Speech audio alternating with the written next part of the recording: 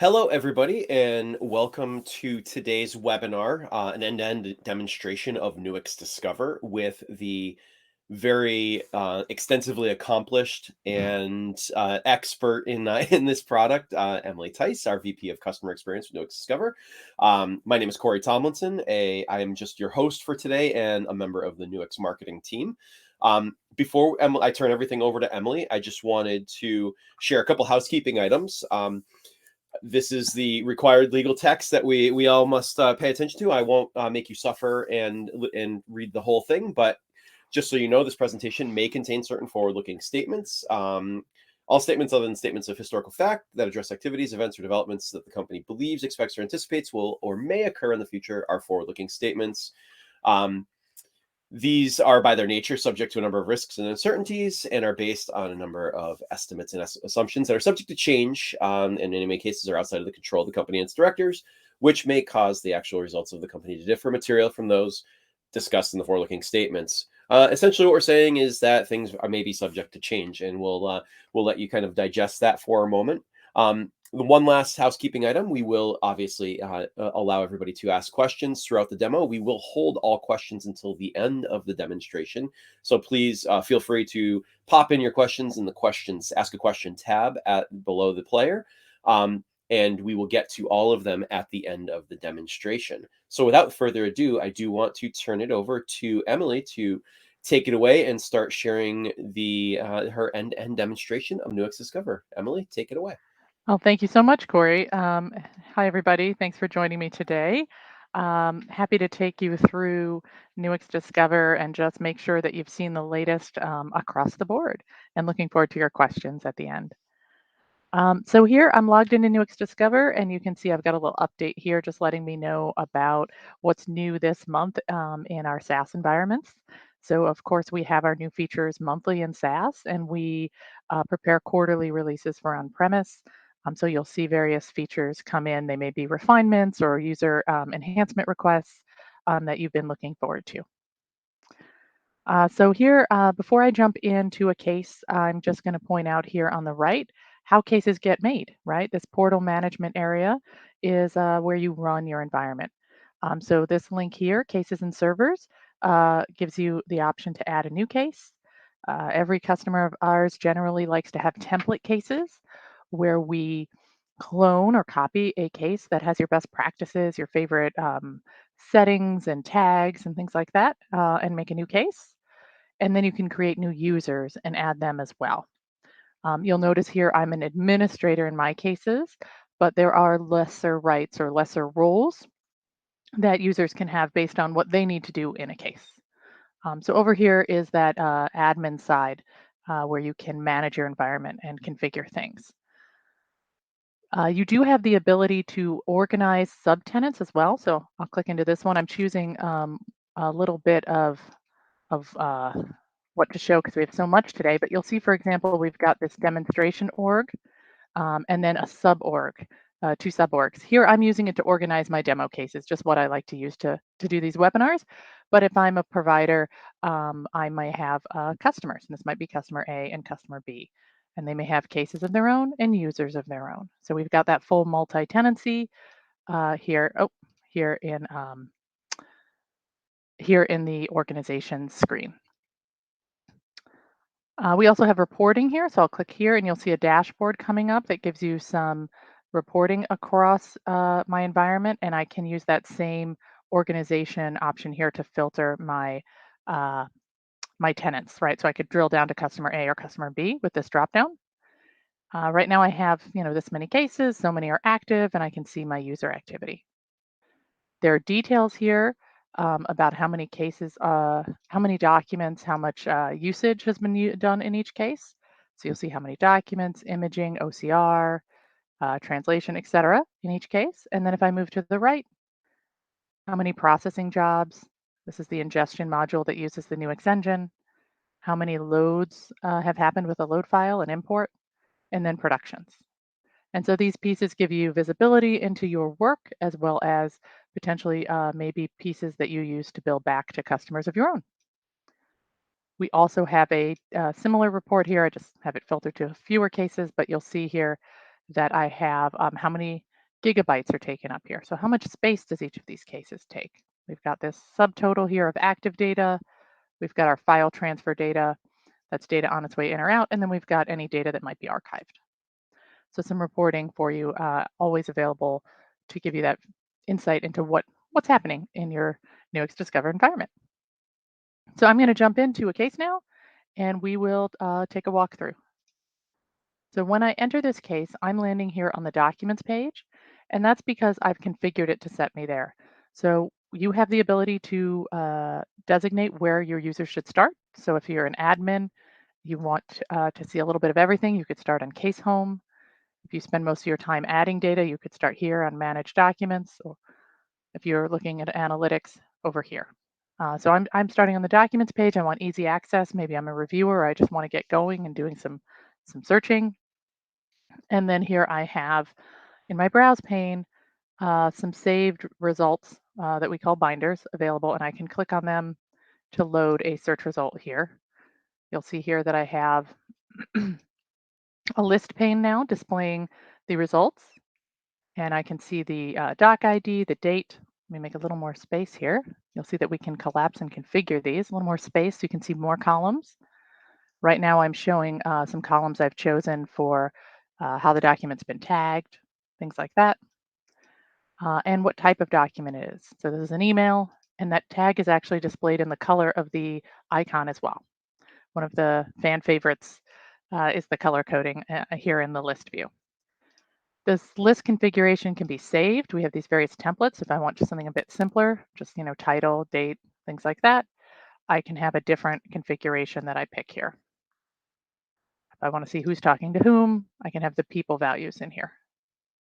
And this list can be downloaded to generate a report. So these serve as report templates as well. Down below here is my email. I'll make a little more room. Again, these little collapsers, lots of little ways to make the most use of your screen and to allow you to focus on the task at hand. So right now, while we're looking at the document, I'm just going to give it all the space for a moment.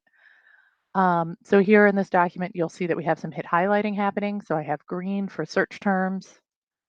I could have red for a privilege term, perhaps. And here I have some examples of searching for email addresses. So I have those highlighted using a regular expression. So lots of different ways to drive reviewer focus as you are working in your documents. And then over here on the right, I'm going to pick an unreviewed document. Notice how I can do that because I can look for a blue document right here. Over here on the right, I'm going to pop out this conditional coding pane that I put aside just for the moment earlier and show how you can tag a document. And I'll make a little more space. See, always adjusting as needed. So here I have that same tag that's available here in the list, but displayed with as a radio buttons, since I can make only one choice per document. And if I choose relevant, for example, I have a condition here, a rule set up that I then need to tag a relevance issue, right? See the little red star telling me to do that. I have more work to do. If I had tagged one of these privilege items, I might need to also make a decision here in privilege asserted. So if I switch it to that, you'll see that. But since I didn't, that's not necessary. These are configured just over here. You hit this manage button and it'll take you to a screen where you can set those rules. So no special outside of the box kind of settings for this. It's right here in the system. And so once I give a reason for this, I can then be complete. If I want this, I have an optional comment box here. You could require it, but I've made it optional. If I go to another document that's uncoded, the system remembers what I just did, and I can, with one click, make the same designation as I did on the previous document. If this is something I find myself doing a lot and I want to have it easily at hand, I can add a button for that. So I can say, this is my favorite coding combination today, and hit save. And so as I work throughout the day, I'll have that at my fingertips. A coding macro is what we call it. And that number one is part of a keyboard shortcut for it as well. So that's a quick tour of just the documents page and how people use it often in review. Using this browse pane to find the documents you need, whether it's in a binder or maybe an assignment.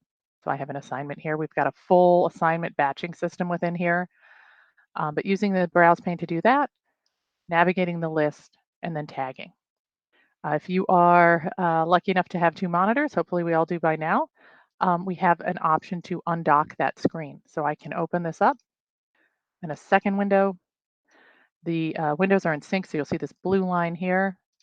As I move on the second window, it's hard to display both in a screen share, but you can get the idea. Notice the blue line is moving in the list. So everything's together, right? So here I'm on this email, and the email's right down here as well. I'm going to leave this open because as we move to analytics, that second monitor for the document view is nice, as we might use a visual cross documents on the primary monitor.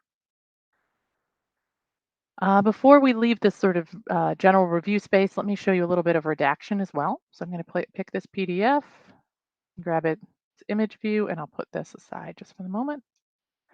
So we want plenty of room for this nice big PDF. And I'm going to remove the redactions that are here and just do them with you again. And we have redactions, black and white redactions that anybody might have, for various reasons. I can do a full page redaction if I want to. But a lot of the time, our customers, almost all, probably all the time, use color. It's a nice way to make it easier on the eyes. So I'll go ahead and say I want to make a blue privacy redaction. You can get just the right content, and you immediately know which is which without having to read a box. If you do want to read the box, we can display the highlight name on there. Um, at time of production, you check a box and these become opaque, black or white, with or without a redaction, etc. You can also use find and redact. So if I hit this button here, I'm going to be able to find words within here. So if I look for the word power, for example, you'll see that it is sort of suggested here. It's like a pre-redaction. And I can see it's also on page 6, and I could jump to that. So here it is on page 6. I'll go back to page 1. If I don't want to have to type them in individually, I can actually use a list of terms that I've prepared for that purpose. So I might use this list here, and you'll see power, risk, business, etc. I'll just do page 1, just for the ease of time, but you can do all of them. And I'm going to turn them black, but you could use the colors as well. And so now I have these redactions. It's a huge time saver. They are redactions just as if you'd drawn them, so you could always extend them if needed. But this will give you that first redaction, which a lot of the time is all you need. There is an option if you need to produce a TIFF document from this. This is a searchable PDF at time of export or production to do that, to convert to a TIFF.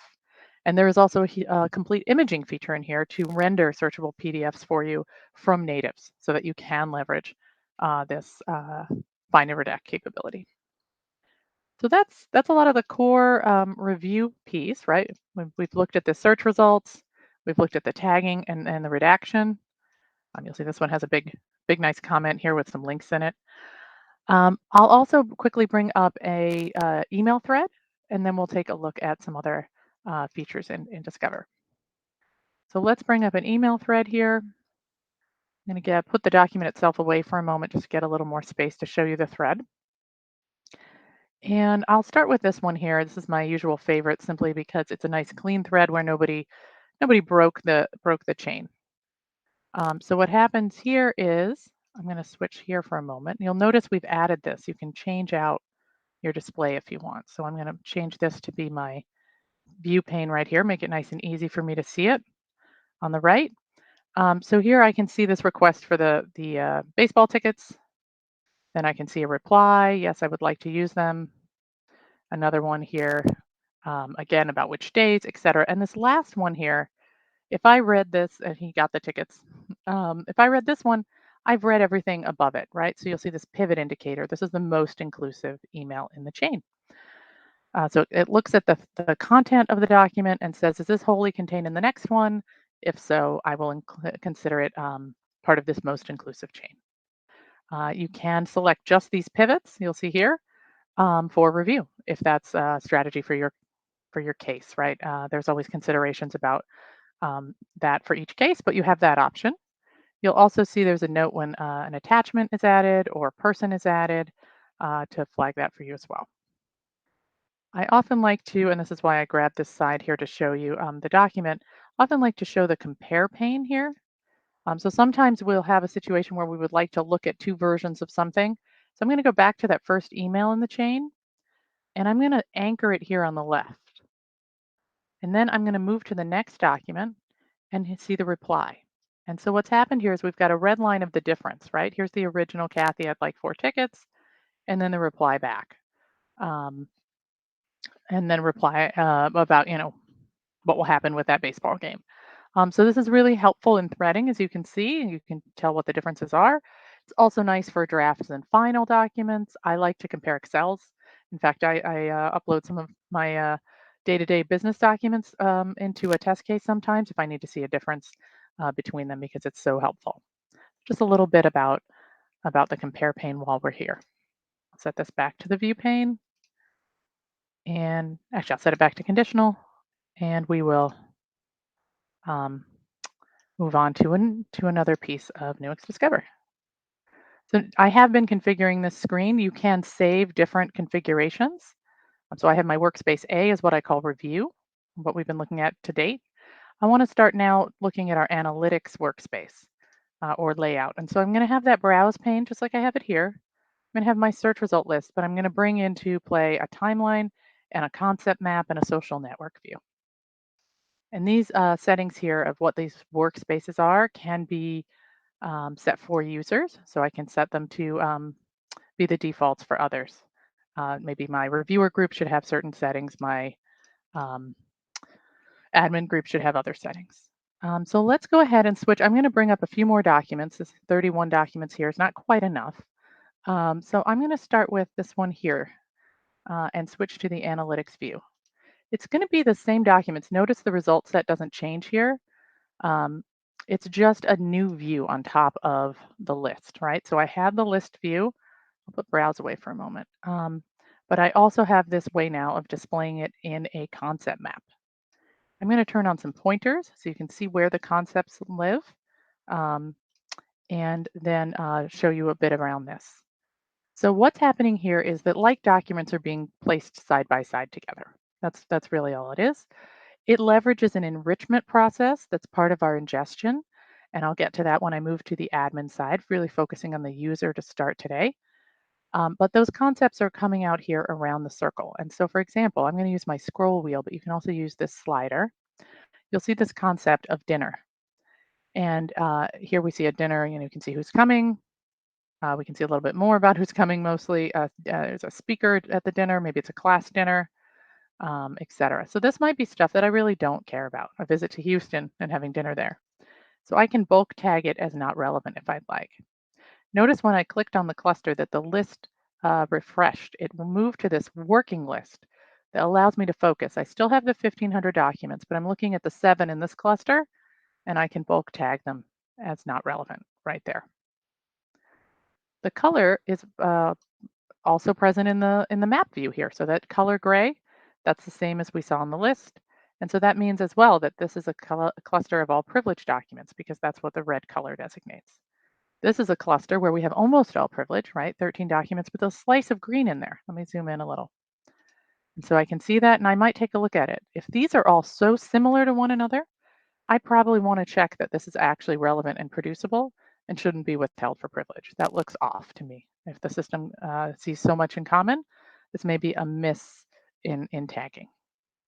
So quality control is a big use of the map as well. You'll see above the timeline here, you can see we have a stretch here where we have some documents in this list that are further out. But if I were to perhaps say I want to hone in on a particular subset, maybe these 200 documents or these 244 documents, they're now selected in my list. And I can cluster just those. And I'll put anything outside that date range to the side for a moment. Very flexible visual here. Down here, the clusters below, these are a great place to look for hot documents. They're clusters that don't fit into the overall pattern of the clusters above. And so that means something a little different is happening in there. And so that's a great place to look for something a little unusual, a key document, a hot document, something like that. I'm going to take the same list of documents, these 1580, and I'm going to display our social network view. So again, I'm just going to switch out the pane here from the map to a communication network. And I'll just unclick for a moment so you can see it. What it's doing here is it's showing me the top 5 communicators in this set. And this set is mostly just this person, Vince Kaminsky, and a few other people. But I've chosen to start with this because you'll see that we have Vince Kaminsky at AOL and Vince Kaminsky at Enron. And you can see that he emails himself quite a bit. His home account only 7 times to work, but his work account very often to home. So he's sending a lot of content to his personal account. And I can click on that. And just as before, that's here in this working list. And if I click on it here, remember I have that second undocked monitor open right here. You'll see that that's what I'm looking at here, research intelligence, research intelligence.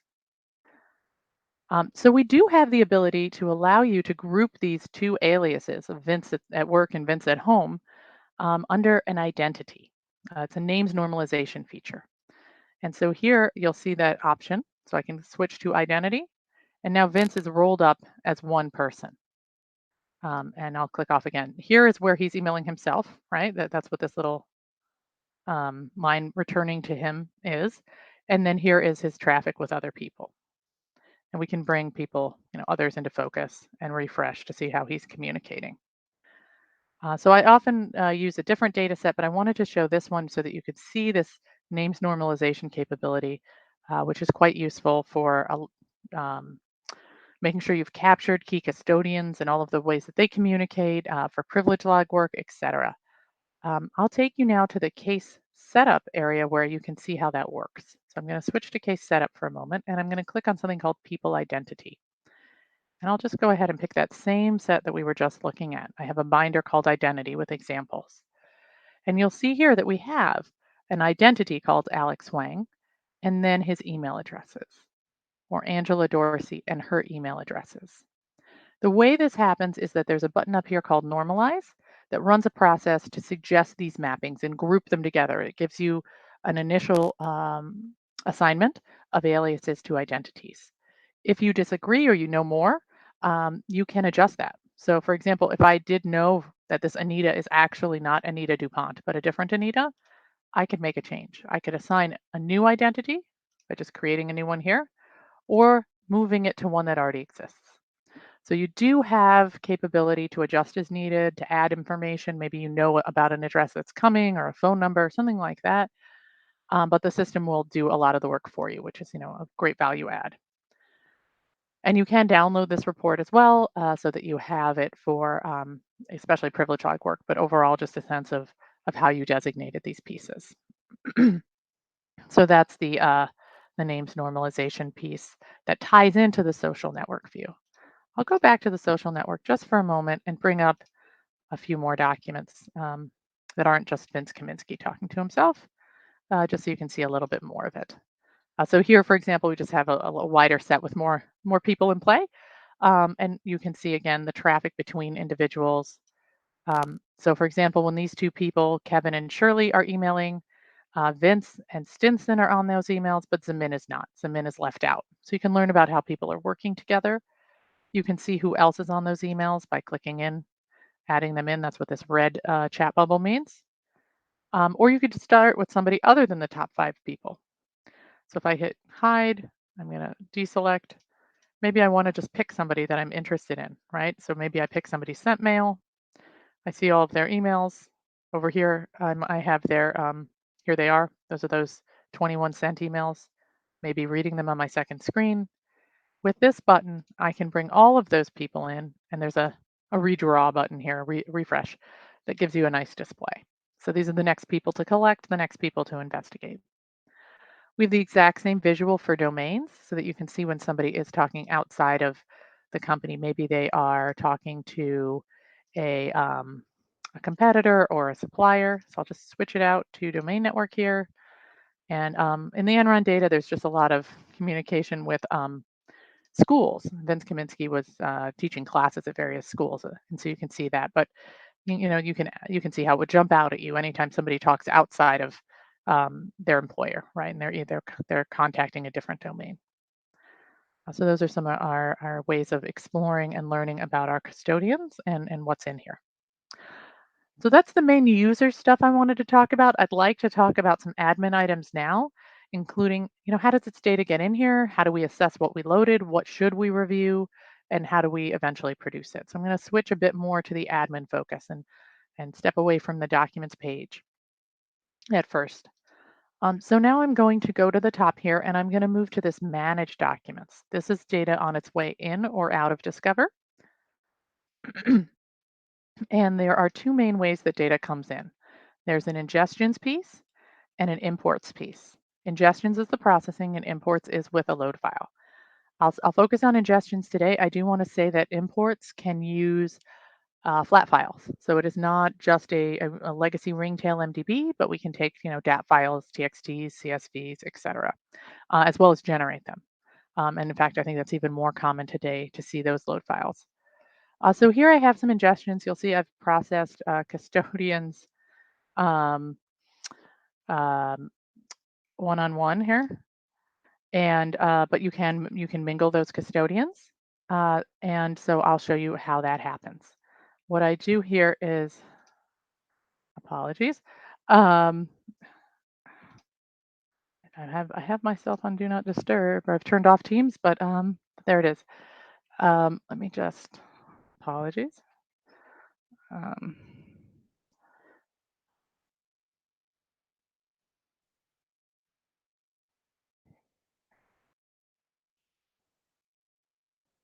okay. So starting again. So here is an ingestion. The page. So here we have ingestions. You'll see that I have ingested custodians one at a time. um, but you can commingle them. And here's how that happens. So here I hit upload, and what I can do here is choose a data set that I have here. So I have sample data that I might choose to ingest, hit open, and it'll be placed here. Here we have the fact that it's going to read out the custodian and evidence ID. So that means that I have foldered the data here in the ingestion based on custodian and evidence ID. So it's going to know how to assign that, and I hit save. That data comes in and it will be processed based on the settings I set here. And based on the settings I set here, such as the custodian and meta evidence ID, and then also what kind of deduplication I'd like. So here I have case or global deduplication on, meaning I'll get only one copy per custodian. I am going to use one copy across custodians. I am going to calculate an all custodians and all file paths field as well, so that I am always aware that it was in my sent items and Corey's inbox, for example. I have the option to apply date filters or restrict to keywords, perhaps. So if I have some keywords, these are designated elsewhere, but it's about 40 terms in this list. Only documents with the terms and their family members will survive the processing job. And then denist and exclude system files. Here I set my time zone, and then down here, here's that enrichment that I mentioned earlier. So as part of this enrichment process, we will run a concept analysis that then enables that map display we saw. So it looks through the documents, pulls out the concepts, it determines how strong they are in each document, and allows you to then display them visually so that like documents fall together. Enrichment can also include other post-processing steps that we now bundle as the last step of the job to save you the time and headache of keeping track, such as extracting the domains out of those email addresses so we can see that social network view with the domains. Running those keywords so that they can be keyword highlighted when we're in the view pane, OCRing documents automatically, etc. There's a number of things that are just meant to make your data review ready when the job is done. So I'll hit cancel. Over here, I'll click on this one because it's our biggest and show you what it's like when it runs.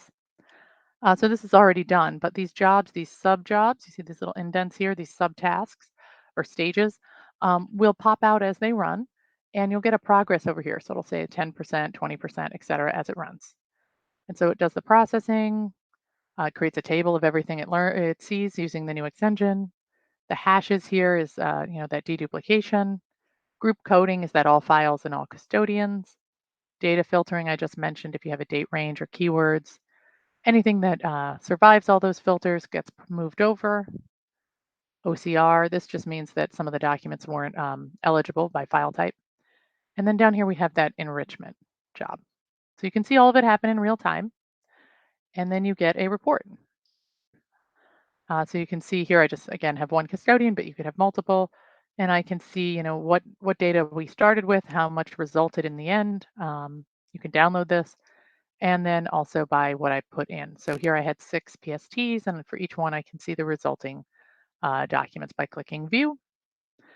And so that is also downloadable up here. So that's how we process. Now, of course, we want to figure out what should we review? What did we process? What did we, what came into the system, and where should we start?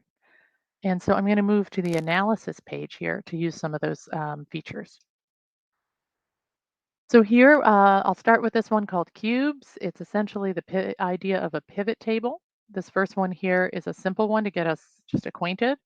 I'm going to put on the y-axis the date of the documents. You can decide what information you want to display when you configure the cube. And then on the x-axis, I will put the custodians. And so you can see, who our custodians are for different date ranges. If I click into the year 2001, then it will show me the months. So we're always drilling down. That's that, 3D field. That's why it's called a cube. And so, Enron data 2001, here are 4 custodians that we have loaded, and we can identify if anything is unusual. You can see here there's an unusual decline in emails from Vince in the second half of the year, but he didn't go anywhere because he's back in December with 1,000 emails. So maybe there's a collection gap, maybe there's some sort of out of office in these replies. I could hit open documents up here to determine that. Another thing that pops out is Sally here with a 10 times increase in her email in April. Perhaps there was a misattribution of data, or maybe she received another person's mailbox who left. We're not sure, but that's something I'd take a look at. So this is a way of just slicing your data by thinking about what intersections. Here I have date and custodian, but you could have others. What intersections you'd like to explore. I'm now going to move to, I'll come back to cubes in a moment, but I want to introduce something else first. I'm going to bring up our Minds view. It's the same concept clustering that we have in the map, but just across more documents. We're not going to try to display every document to you. We're going to just display some clusters. So here, what I've done is say, using those concepts, give me 20 macro groupings, large scale groupings of documents. And just like before, I'm going to look for things like dinner, right? University dinner, Houston. If I look over here, there's more school visit, hotel research. This looks very uninteresting unless something went wrong on some sort of school research trip. And I might characterize this group of 1,500 documents as low priority, send them to somebody to quickly scan through. I can also do the reverse, of course. I can look for something that grabs my eye as interesting, like power, energy, and gas here. This is the heart of what this data set's all about, right? The market in California for power, energy, and gas. And you'll see that's cluster 15 right here. Now this slider here allows me to adjust how much similarity I'm comfortable with. So I'm going to move it down just a little bit, and I'll see that cluster 15 is highly related to cluster 19. So here I have 19, gas pipeline energy, just hitting control on my keyboard. And also cluster 20 is energy market power. So these might be a great set of documents to look through if I want to develop keywords, if I want to fact find and write a review protocol, things like that. And if I hit open documents, I'll get to that documents page. I can look at them in the map and start exploring, or in the list, whatever I'm comfortable with, but start really getting to the heart of it and learning about what my case is all about. So I can triage here what's important and what am I going to make the last in line for review, or potentially even just do a quick scan, like a less deep dive, a shallow dive on, if you will. So I'm going to go back now to the cubes. Let me just, there we go. And I can put that same clustering this time on the y-axis instead of date. So here are the names of those clusters that we just saw. Right, so here, where's our dinner one? You'll see it here. So here's, dinner, university, finance, right? And then on the x-axis, I can start to ask questions about it. So how do they intersect with my search terms, right? How do they intersect with relevance once I've started my review? Which ones have the most relevant documents as we review? So I'll sort descending. You can see that these clusters are really the home of the relevant documents, and those might be where I should prioritize additional review.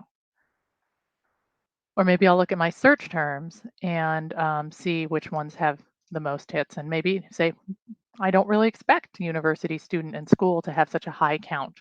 I think it'd be lower down with request approval click. Well, there must be some search term that I might want to refine that's causing a higher hit count in something that looks like a distractor.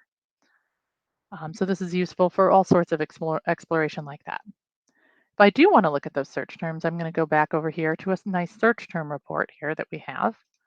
Let me just clear this so we can do it together. I'm going to look at those search terms across all documents in the case and hit apply. Here I have a search term report, so you can see the hits, right? 301, 1443 with families, and I can see unique hit counts. So is there something in here that's noisy? So Houston has 595 documents, or there are 595 documents that have the term Houston and none of these other terms. So there are a bunch of documents I'm looking at only because they have the word Houston in them. That seems like a broad term. I might want to consider that. There could be an email signatures or something like that, or just a discussion about where meetings would be.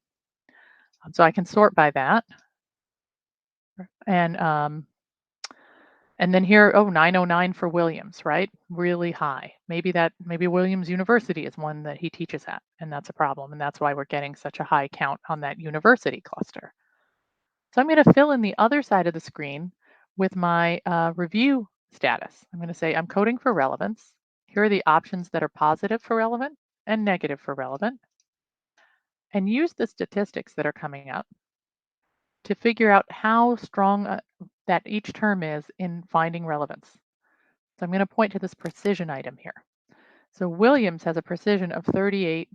I'm going to say a third just for ease of conversation. A third of the documents that have been reviewed for Williams to date are relevant thus far, so 1 in 3. That's pretty noisy. That's a lot of review time and expense looking at documents that are not what I need.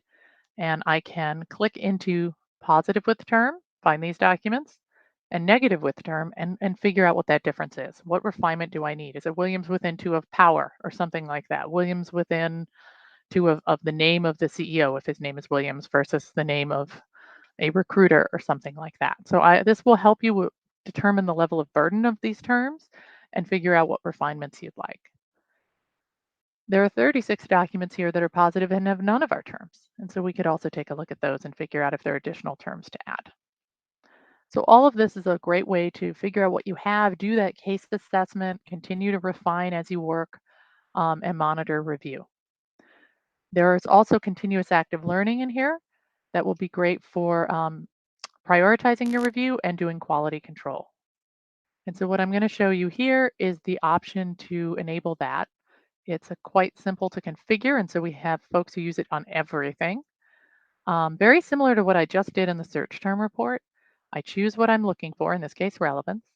I choose the choices that indicate a positive decision and the choices that indicate a negative decision.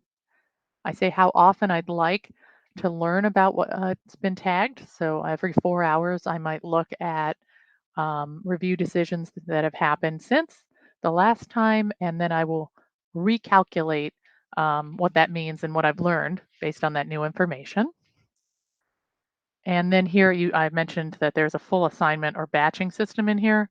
Checking this box will ensure that when somebody says, give me my next batch, it has the highest scoring documents based on the most recent learning.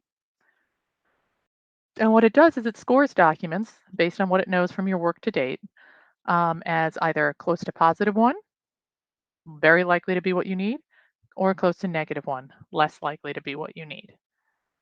Up here, this first option here relates to how it's going to handle metadata. So you can set templates, they're set on a separate screen, that manage, I'll go back over here for a moment, that manage how metadata comes into play. So for example, I'll click on this one here. This one has the people values, to from CC, BCC, type and title, And the weight here is at 3. So it's a little bit higher than our standard, which is at 1. This is more common or more popular when you're looking at something like privilege, where the person who is communicating is really weighs in on whether the document's privileged or not. But you can also set custom ones. So I have a custom template here just to show what, some options. So I put path in here, for example. Maybe path is really indicative. It's in a hot folder of some kind, or the date is important. And when you have date, you can say what's important. Is it that it's Wednesday or that it's October 14th? So you can play with these.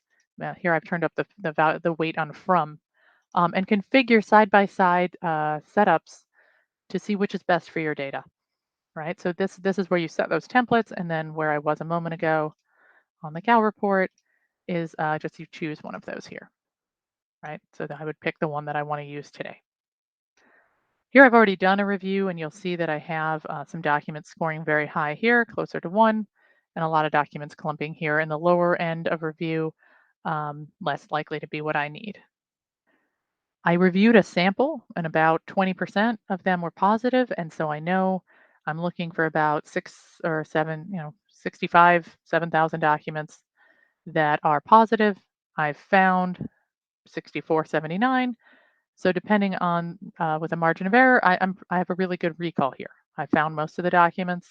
My precision's really nice. I haven't had to look at a lot of negative documents. There's a report here to show you how I did that. So this green line is generated as you run continuous active learning, and it tells you the percentage of documents that you reviewed between each run that were positive. And so I started with 20%, right? I started low. This is the sample down here. And then because I used the score to tell me what to review next, I got to really high percentages. Did a great job of pushing positive content early in my review.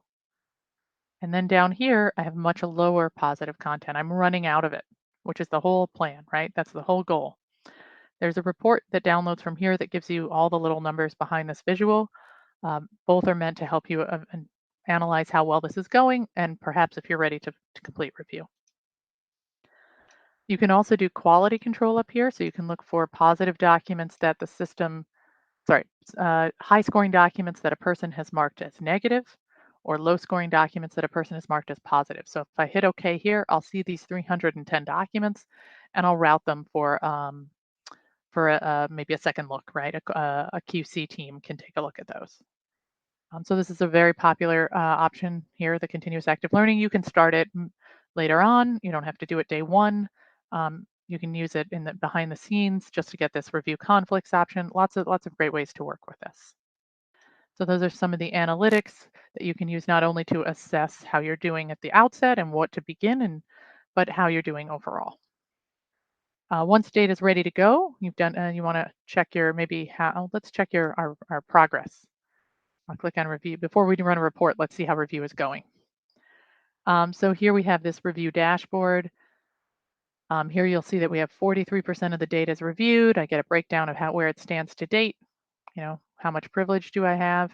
And I have the people doing the work down here. Now this is a demo case. It's not live, so you'll see we don't have a lot of statistics on averages and things like that. But in real time, this will tell you how many documents per day we're getting through and give you an estimated completion date as well. Here you'll see, and again, there's so few documents, it looks a little scattered, but you'll actually get a sense of whether anyone's out of step, right? So you'll see these 3 reviewers have coded everything. I know it's only one document, but everything as privileged. Maybe I need to give them a call. Do they understand the review protocol? Because everyone else has far more relevant documents. So it gives you insight into that. So we have 43% of them reviewed. I think we're ready to make our first production, and we'll do a supplemental with the remainder when they complete. So let's take a look at that. And for production, I'm going to go back to manage documents. This is also data out. And you'll see here that we have a draft production that we'll take a look at. So to do a production here, what I do is I just set the prefix, so my Bates numbering, the number I want to start at, and how many leading zeros I need. Down here, I'm going to keep my family members together, and I can set my sorting. So I just choose the field I want to sort by. I can have multiple fields if I want. And, I want the earliest documents first, for example. Redactions, this is where I check that box to make it blue turn to black, red turn to black, etc. Endorsements are our headers and footers. So confidential, and this is my numbering. If I need space for confidential subject to protective order, I can make that room. And then here I'll go to production rules. This is where we break down the production based on the production specifications you need to comply with. So I have 23 documents here. The first 6 are going to be just images. The next 10 are going to be native with placeholder. So these might be your Excels. You may be required to send out a native Excel with a placeholder, and what you write on in this box here becomes the placeholder text, document produced as native. So there are rules that you can choose here in the dropdown and just designate each setting and which documents should have that treatment. Based on what I've done here, it's going to run some quality checks for me because we don't want anything to have to be done too many times. I'll just clear these out for a moment so we can do it together. So here, for example, I'm going to fail some on purpose, although sometimes people fix them. There we go. At least we're failing at least one. Um, do I have an image for everything I'm hoping to produce an image for? If not, our imaging feature will take care of that and make some images for you. Do I have, the OCR or extracted content that I need? And you can go ahead. There'll be a link to those documents to resolve, just like this. So if I click on this, I'll get those 5 documents here. These are 5 documents I said I want to produce natively, but I actually drew redactions on their images. So I either want to remove those redactions or change their treatment in the rules. What I removed before that I want to show you now is that you can add your own production items here or own QC checks. So here are these documents tagged in my produce field, yes or no. Are they previously produced, right? So I take these save searches and then I can run those as well. So this is a nice option here. So you can see actually they've all been produced already. Once I'm done, I lock the production and it'll look like this. You'll see the little locks.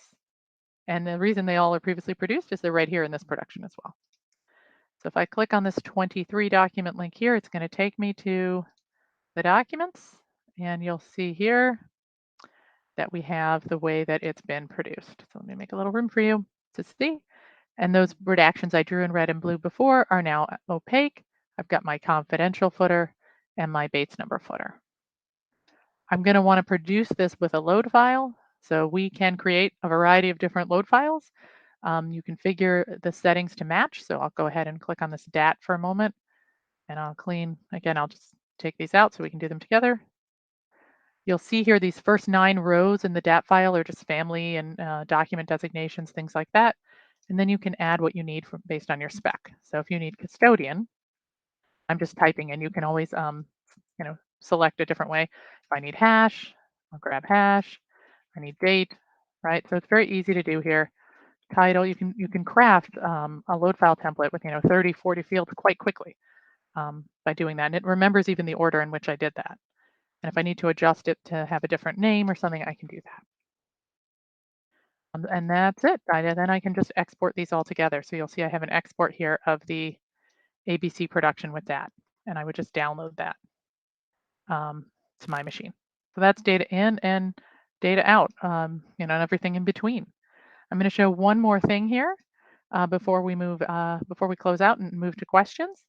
And it's just, I want to make sure that you all know we've been spending all this time talking about documents, but there is a feature in here that allows you to record and track things other than documents that are important in your case. So I'm going to open up here this panel in the Browse pane called Data Model Entities. And I'm going to switch the screen here for a moment. Okay, I think we're ready. So here what I have is the idea that I might want to work with documents, but I also might want to track other things. Maybe I'm making a chronology, a timeline of events. So I'm going to click on event, and my list pane is now going to show me events instead of, I clicked on custodian for a moment, I'll bring it back. Events instead of documents. And so I see the date, I see the event itself. You can see in the conditional coding pane that I had previously, doing document tagging, I'm now doing event descriptions, right? I'm filling in what the event is all about. And down below, I can also see, I'm going to click over to this section here in the related pane. I can see if something is related to a document, for example. So I'm going to open